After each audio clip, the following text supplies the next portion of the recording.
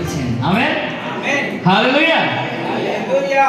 এই সময় যদি আপনি বাড়িতে থাকতেন তাহলে এখন কি করতেন? ঘুমাতেন। যদি বাড়িতে থাকতেন হয়তোবা আপনি কষ্ট করে জেগে জেগে মোবাইল দেখতেন। এই সময় যদি আপনি বাড়িতে থাকতেন হয়তো কোনো কার্যে আপনি লিপ্ত থাকতেন।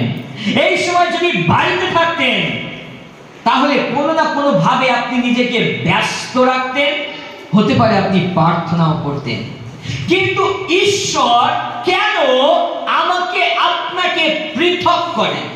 ঈশ্বর কেন আমার আপনার জীবন থেকে অনেক ব্যক্তিকে, অনেক বিষয়কে তিনি পৃথক করেন? আমার আপনার জীবনে কেন প্রিয় বিশ্বাসী পৃথকীকরণ আসে? আমার আপনার জীবনে কেন এই পৃথক বিষয়টি ঘটে?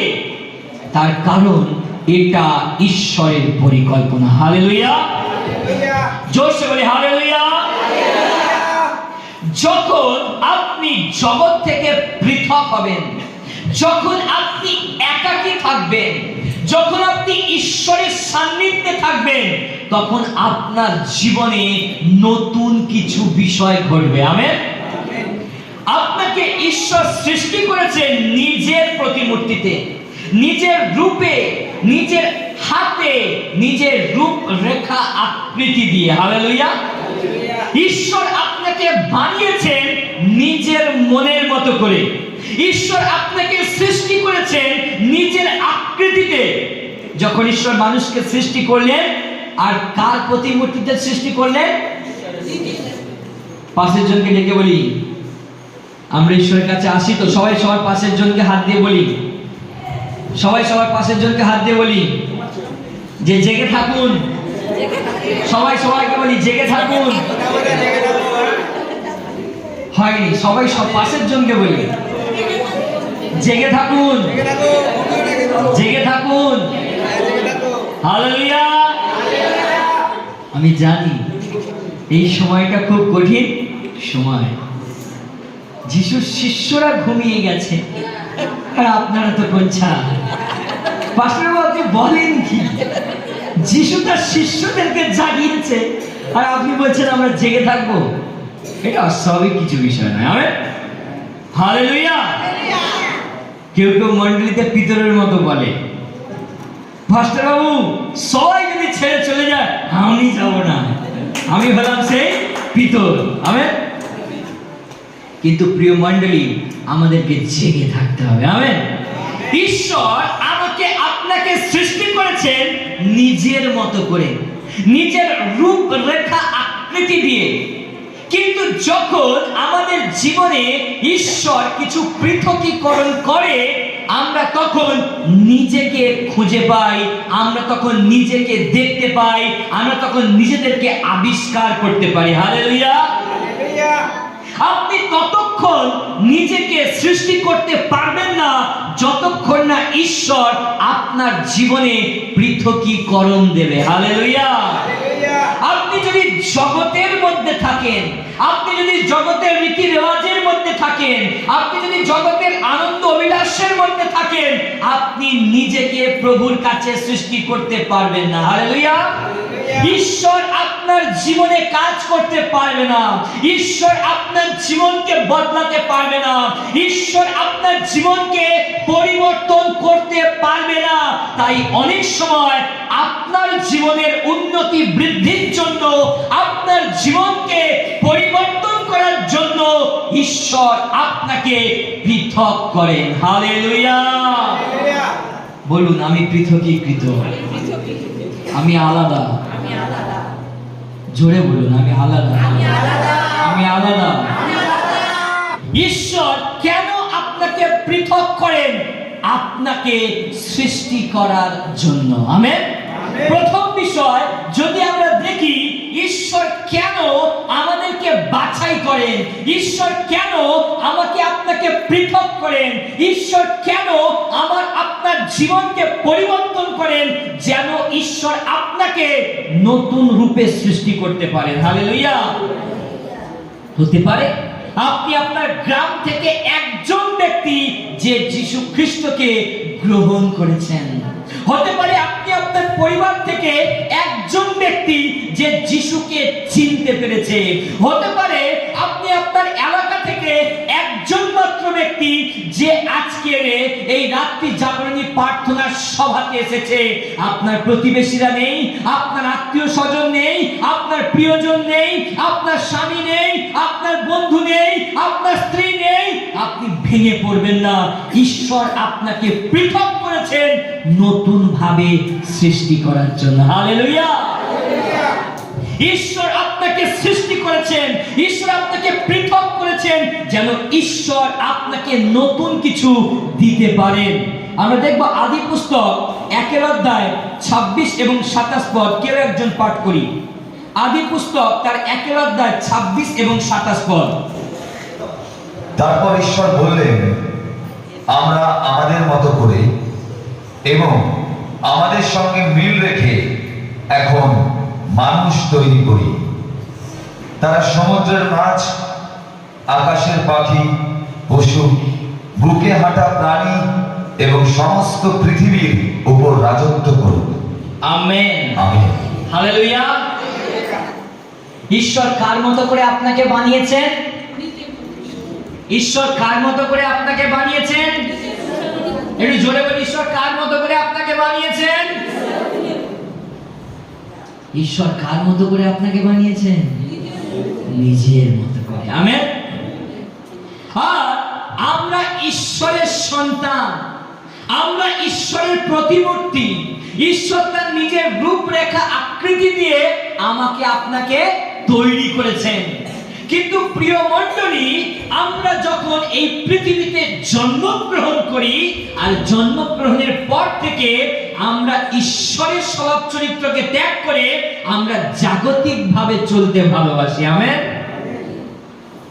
ঈশ্বর তার নিজের প্রতিমূর্তিতে আমাকে আপনাকে বানিয়েছেন, প্রত্যেকটা মানুষকে সৃষ্টি করেছেন। আমরা যখন মাতৃগর্ভে ছিলাম তখন ঈশ্বর নিজের অঙ্কন দ্বারা আমাকে আপনাকে রূপরেখা আকৃতি দিয়েছেন, আমাকে আপনাকে সৃষ্টি করেছেন। কিন্তু আমরা অনেক সময় ঈশ্বরের বাধ্যতাকে ছেড়ে, ঈশ্বরের স্বভাবকে ছেড়ে আমরা জাগতিক মতে চলতে থাকি। তাই ঈশ্বর আমাকে আপনাকে পৃথক করেন। হালেলুয়া।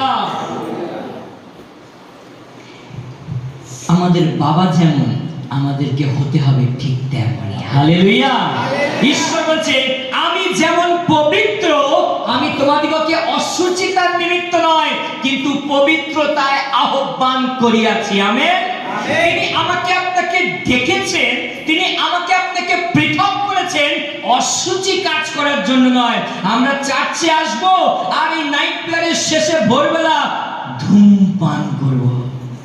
আমরা চার্চে আসবো আর কালকে সন্ধ্যাবেলা গিয়ে জুয়া খেলবো। আমরা চার্চে আসবো আবার সন্ধ্যাবেলা গিয়ে আমরা ড্রিঙ্ক করব। প্রিয় মণ্ডলী, ঈশ্বর আপনাকে আহ্বান করেছেন পবিত্রতায়। হালেলুয়া। যিশু বলছে, আমি পবিত্র, তোমরাও পবিত্র হও। ঈশ্বর আপনাকে পৃথক করেছেন, ঈশ্বর আপনাকে বেছেছেন, ঈশ্বর আপনাকে আলাদা করেছেন যেন ঈশ্বর আপনাকে নতুন ভাবে আজকে রাতে সৃষ্টি করতে পারেন। হালেলুয়া। গড়িয়া বাজারে যখন আমরা কিছু কিনতে যাই, হোটেলে যখন খেতে যাই, যদি একটু তরকারির টেস্ট কম হয় আমরা কি বলি? ভালো হয় না। যখন কিছু জামা কাপড় কিনতে যাই আমরা ভালো করে কাপড়টা দেখে বলি এটা কটনের আছে তো। আমরা একটা প্যান্ট কিনতে গেলে ভালো করে দেখে বলি এটা টিকবে তো। প্রিয় মণ্ডলী, আজকে নিজেকে প্রশ্ন করুন, আপনি ঈশ্বরের রাজ্যে কতদিন আজ টিকে আছেন? হালেলুয়া। আপনি টিকবেন তো? আপনি প্রভুর পদে থাকবেন তো? প্রভু আপনাকে পৃথক করেছেন, অন্যদের থেকে আপনাকে বেছেছেন, মানে আপনার জীবনে স্পেশাল কোয়ালিটি আছে। হালেলুয়া। অনেক মানুষ ছিল আপনার পাড়াতে, আপনার গ্রামেতে, আপনার শহরে, আপনার পরিবারে। কেন আপনাকে ঈশ্বর ডেকেছেন? কারণ আপনি ঈশ্বরের কাছে স্পেশাল পারসন আছেন। হালেলুয়া। দুহাত তুলে বলি হালেলুয়া।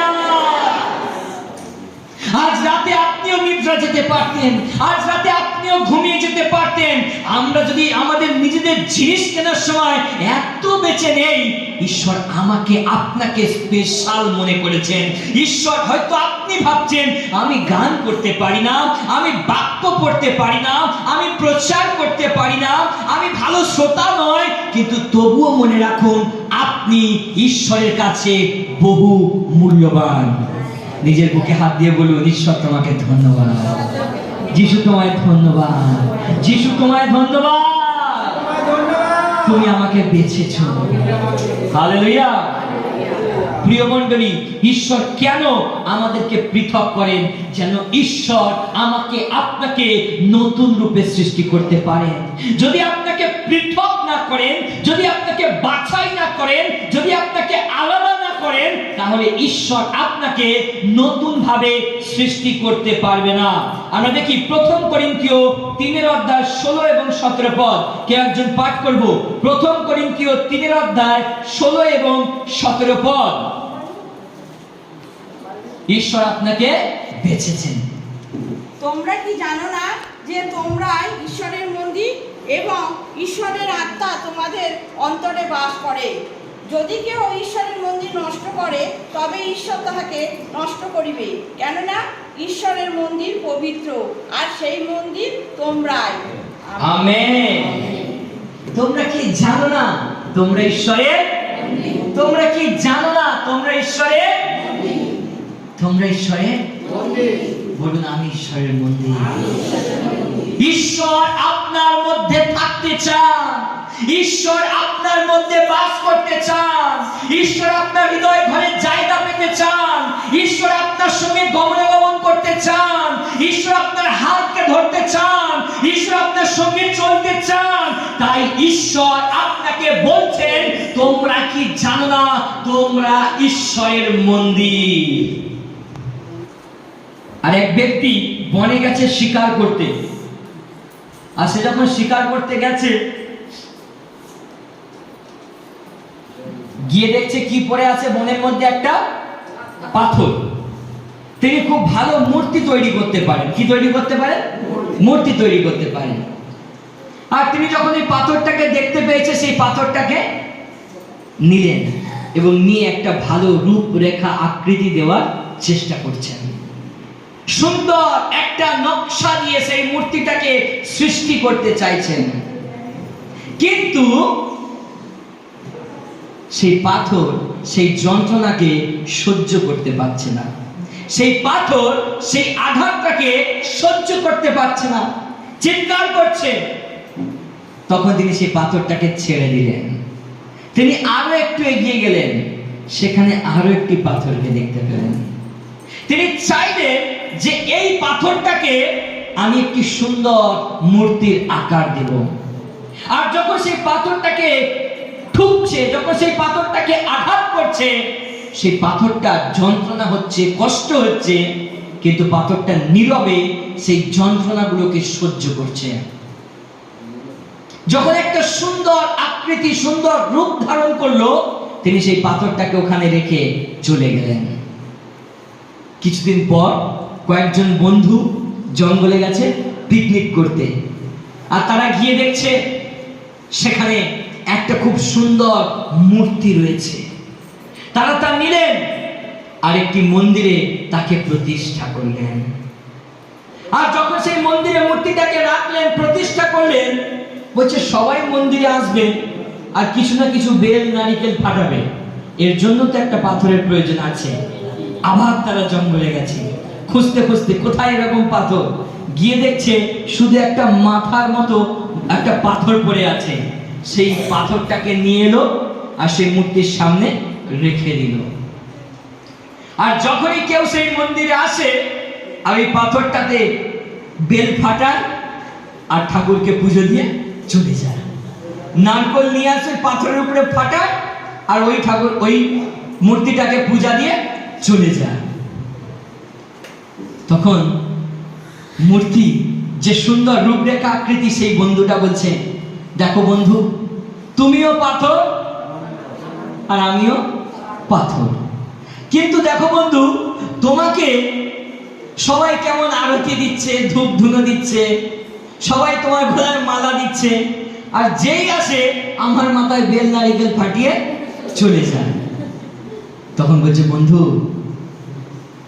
একদিন আমাকেও অনেক যন্ত্রণা সহ্য করতে হয়েছে। আজকে যে আমার গলায় মালা দিচ্ছে, এই মালা পরার জন্য ঠকা ঠাই ঠাই আমাকেও অনেক আঘাত করেছে, কিন্তু আমি সেই দিন নীরবে তা সহ্য করেছিলাম। তাই আজ আমার গলায় মালা, আর তুমি সেই দিন যন্ত্রণা সহ্য করনি বলে আজ তোমার মাথায় বেল। হালেলুয়া। এই ছোট্ট গল্পের মধ্যে দিয়ে কি বুঝতে পারি? আমার আপনার জীবন সেই পাথরেরই মতো।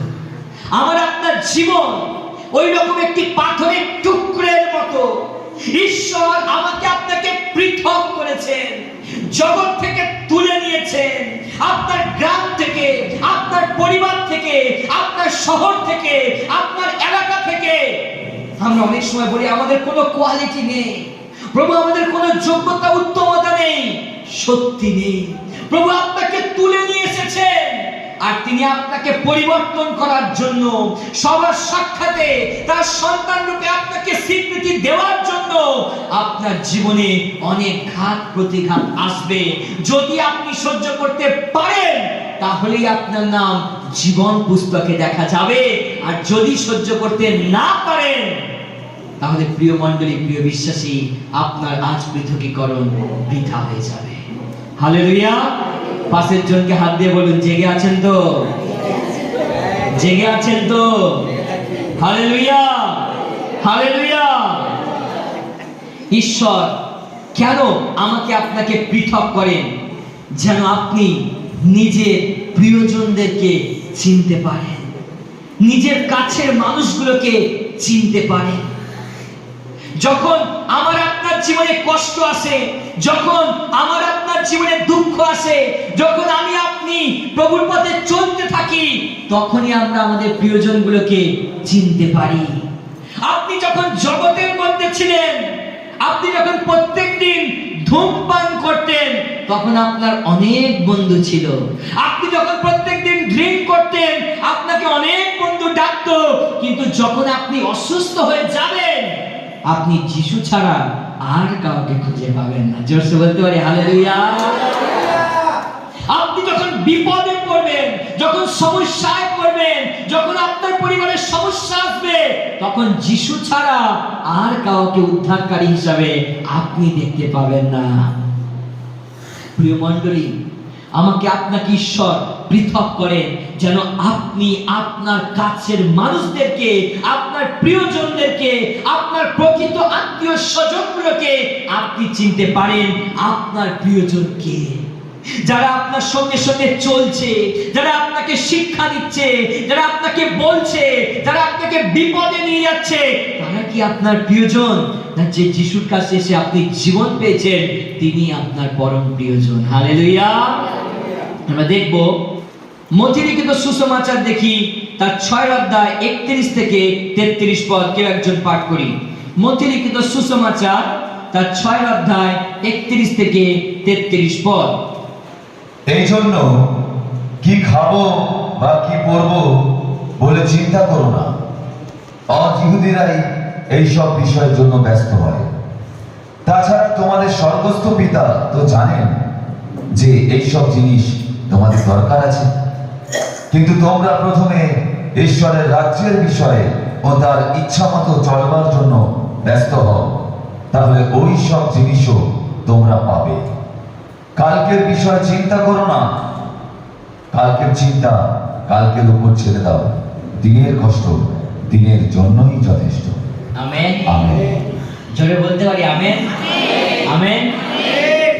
ঈশ্বরের বাক্য কি বলছে? কালকের কষ্ট কালকের জন্যই যথেষ্ট। হালেলুয়া। প্রিয় মণ্ডলী, আপনার প্রিয়জনকে আপনি চিনতে পারবেন যখন ঈশ্বর আপনাকে পৃথক করবেন। অনেক সময় আমরা চিন্তা করি, অনেক বিশ্বাসী ভাই বোনেরা ফোন করে আমাদেরকে বলেন প্রার্থনা করার জন্য, যে আমাদের পরিবার থেকে আমাদের উপরে অনেক অত্যাচার হচ্ছে, আমাদের পরিবার থেকে অনেকে আমাদের উপরে অত্যাচার করছে, মারধর করছে চারিদিকে। আজকে আমরা এখানে বসে আছি, আজকে আমরা এখানে যদি বসে চিন্তা করি, বাইরে ভিন্ন রাজ্যেতে, মণিপুরেতে যারা যিশুকে গ্রহণ করেছে তাদের উপরে কত অত্যাচার চলছে, খ্রিস্টীয় ভাই বোনদের উপরে কত দুঃখ, কত কষ্ট, কত নির্যাতন চলছে। প্রিয় মণ্ডলী, সেই সময় আপনার প্রিয়জন কে? কেবলমাত্র প্রভু যিশু খ্রিস্ট। হালেলুয়া। আমরা অনেক সময় চিন্তা করি, যখন ঈশ্বরের পথে আমরা চলতে থাকি, যখন ঈশ্বরের সেবা করতে থাকি, যখন ঈশ্বরের স্তবস্তুতি আরাধনা করতে থাকি, তখন আমি আপনি চিন্তিত হয়ে যাই। আমি আপনি চিন্তা করি আমাদের সংসার নিয়ে, আমাদের পরিবার নিয়ে, আমাদের কাজকর্ম নিয়ে, আমাদের জীবনকে নিয়ে। কিন্তু আজ ঈশ্বরের পবিত্র বাক্য শিক্ষা দিচ্ছে, দিনের কষ্ট দিনের জন্যই যথেষ্ট। আমেন। কল্ল আপনি আপনার বিষয়ে ভাবিত হইবে, কালকের জন্য আপনাকে চিন্তা করতে হবে না, ঈশ্বর আপনার জন্য চিন্তা করে রেখেছেন। হালেলুয়া। যখন আপনার কাছে অর্থ আছে, যখন আপনার কাছে সম্পদ আছে, যখন আপনার কাছে টাকা পয়সা, ধন সম্পদ, ঐশ্বর্য আছে, তখন আপনার কাছে অনেক বন্ধু বান্ধব আছে, তখন আপনার কাছে অনেক প্রিয়জন আছে, তখন আপনার কাছে অনেক আত্মীয় স্বজন আছে। কিন্তু যখন আপনি পৃথক, যখন আপনি একাকী, যখন আপনি আলাদা, যখন আপনি একাকী বসে রয়েছেন, আপনার কাছে কিছু নেই, টাকা পয়সা নেই, ধন সম্পদ নেই, রূপ সৌন্দর্য নেই, কিন্তু সেই সময় যিনি আপনার পাশে আছেন তিনি আপনার প্রিয়জন। হালেলুয়া। যিশু খ্রিস্ট তার পবিত্র বাক্যে বলছেন, মথি লিখিত সুসমাচার তার 28 অধ্যায় 18 থেকে 20 পদ যদি আমরা পাঠ করি, তিনি বলছেন, দেখো আমি যুগান্ত পর্যন্ত প্রতিদিন তোমাদের সঙ্গে সঙ্গে আছি। হালেলুয়া। তিনি প্রত্যেক দিন আপনার সঙ্গে আছেন, তিনি প্রত্যেক দিন আপনার সঙ্গে আছেন। আপনি যেখানেই যাবেন সেখানে ঈশ্বর আপনার সহবর্তী। হালেলুয়া। তিনি কখনো আপনাকে ছেড়ে দেবেন না। তিনি যে আপনাকে পৃথক করেছেন, তিনি যে আপনাকে বেছেছেন, তিনি যে আপনাকে আলাদা করেছেন ছেড়ে দেওয়ার জন্য নয়, তিনি যে আপনাকে বেছেছেন আপনার জীবনকে ক্ষতি করার জন্য নয়, তিনি যে আপনাকে পৃথক করেছেন আপনাকে ধ্বংস করে দেওয়ার জন্য নয়, কিন্তু তিনি আপনাকে পৃথক করেছেন যেন আপনি আপনার প্রকৃত প্রিয়জনদেরকে চিনতে পারেন। হালেলুয়া। জোরে বলি হালেলুয়া। প্রিয় মণ্ডলী, প্রিয় বিশ্বাসী, আমরা অনেক সময় আমাদের প্রিয়জনদেরকে চিনতে পারি না, আমরা অনেক সময় আমরা আমাদের প্রিয়জনদেরকে বুঝতে পারি না। সেই আপনার প্রকৃত প্রিয়জন যিনি আপনার দুঃসময়, আপনার কষ্টের সময় আপনার পাশে দাঁড়িয়ে রয়েছেন। আমেন। তৃতীয় বিষয়, ঈশ্বর এই জন্য আপনাকে পৃথক করেন যেন আপনি প্রকৃত ঈশ্বরকে চিনতে পারেন। হালেলুয়া। ঈশ্বর কেন আপনাকে পৃথক করেন? প্রকৃত ঈশ্বরকে চিনতে পারেন। ঈশ্বর কেন আপনাকে পৃথক করেন? যেন আপনি প্রকৃত ঈশ্বরকে। আমি একটা সুন্দর গল্প বলতে চাই। জেরেমি বেনথামের গল্প শুনেছেন? জেরেমি বেনথাম, জোরে বলুন, জেরেমি বেনথাম। আর এই জেরেমি বেনথাম ইনি ইউনিভার্সিটি অফ লন্ডন, আর সেই লন্ডন ইউনিভার্সিটি তিনি বোর্ডের একজন মেম্বার ছিলেন, জেরেমি বেনথাম। আর এই ইউনিভার্সিটি অফ লন্ডনের জেরেমি বেনথাম তিনি সমস্ত ডিসিশন, সমস্ত সিদ্ধান্তকে তিনিই দিতেন। যখনই কোনো বোর্ড মিটিং হতো আর সেই বোর্ড মিটিংয়ে জেরেমি বেনথামের ডিসিশনটাই শেষ কথা। হালেলুয়া। আর এই জেরেমি বেনথাম একদিন মারা গেলেন। যখন জেরেমি বেনথাম তিনি মারা যান, আর তারপর সবাই বোর্ড মিটিংয়ে বসেছে, কিন্তু যখন বোর্ড মিটিং এ বসা হয়েছে, জেরেমি বেনথাম সেখানে নেই। আর তাদের নিয়মাবলীতে লেখা আছে জেরেমি বেনথাম ছাড়া মিটিং করা যাবে না। কিন্তু জেরেমি বেনথাম তিনি তো মারা গেছেন, তিনি তো আর আজকে আমার আপনার মাঝে নেই। কিন্তু তারা কি করলেন? জেরেমি বেনথামের একটা স্ট্যাচু বা মূর্তি তৈরি করলেন। কি তৈরি করলেন? মূর্তি তৈরি করলেন। আর আমি একটু দাদাভাইকে সামনে ডাকতে চাই, একটু সামনে চলে আসি, চেয়ার নিয়ে আসি সাথে করে। সবাই একটু করতালি দেই।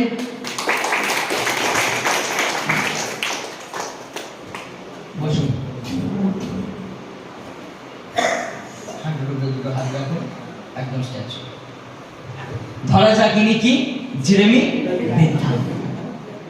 আর জেরেমি বেনথাম যখন বসে রয়েছে, আর তার চারিপাশে ইউনিভার্সিটি অফ লন্ডনে সমস্ত মেম্বাররা বসে রয়েছে। আর জেরেমি বেনথাম তিনি সেই মিটিং স্থলেতে বসে রয়েছেন, কিন্তু তিনি কোনো কথা বলতে পারছেন না, কারণ তিনি তো মারা গেছেন। আর এটা জেরেমি বেনথামের একটা স্ট্যাচু। কিন্তু নিয়মাবলীতে যে লেখা আছে জেরেমি বেনথাম ছাড়া মিটিং করা যাবে না, তাই জেরেমি বেনথামের একটি স্ট্যাচু তাদের মিটিং এ রাখা হয়েছে। আর সেই স্ট্যাচুর নিচে 4টে চাকা লাগানো রয়েছে। যখনই মিটিং হয় তখন ঠেলতে ঠেলতে জেরেমি বেনথামকে সেই মিটিং হলেতে নিয়ে যাওয়া হয়। আর তারা নিজেদের মধ্যে অনেক কিছু আলোচনা করছে। সেখানে কিন্তু জেরেমি বেনথাম তিনি উপস্থিত, কিন্তু তিনি কিছু বলতে পারছেন না। বুঝতে পারছি আমরা? জেরেমি বেনথাম তিনি মিটিং হলেতেই বসে রয়েছেন, কিন্তু তিনি কিছু বলতে পারছেন না। সবাই সেই মিটিং হলেতে অনেক বিষয় নিয়ে আলোচনা করছে, কিন্তু জেরেমি বেনথাম চোখ আছে কিন্তু কিছু দেখতে পাচ্ছেন না। তার চোখ আছে খুব সুন্দর, জেরেমি বেনথামের একদম ডিটো কপি তৈরি করা হয়েছে। তার সুন্দর চোখ আছে, কিন্তু তিনি কিছু দেখতে পাচ্ছেন না। তার মুখ আছে, কিন্তু তিনি কিছু বলতে পারছেন না। তার কান আছে, কিন্তু তিনি কিছু শুনতে পারছেন না। তিনি সেই মিটিং হলেতেই রয়েছেন, কিন্তু তিনি কোনো ডিসিশন দিতে পারছেন না, কোনো সিদ্ধান্ত দিতে পারছেন না। মিটিং শেষ হয়ে গেল, আর তারা জেরেমি বেনথামকে খেলতে খেলতে নিয়ে গিয়ে আবার সেই কলেজের সামনে রেখে দিল। প্রিয় মণ্ডলী, প্রিয় বিশ্বাসী, এই ছোট্ট স্টোরির মধ্যে থেকে আমি আপনি কি বুঝতে পারি? জেরেমি বেনথাম ছাড়া যেমন মিটিং হবে না, হয়তো অনেক সময় আপনারা না এলে এই মণ্ডলী চালানো যাবে না। আমেন। আপনারা ওই জেরেমি বেনথামের মতো চার্চেতে আসেন, আর জেরেমি বেনথামের মতো আপনারা মণ্ডলীতে বসে আছেন, আপনারা দেখছেন কিন্তু কিছুই দেখতে পাচ্ছেন না। আপনারা শুনছেন কিন্তু কিছুই বুঝতে পারছেন না।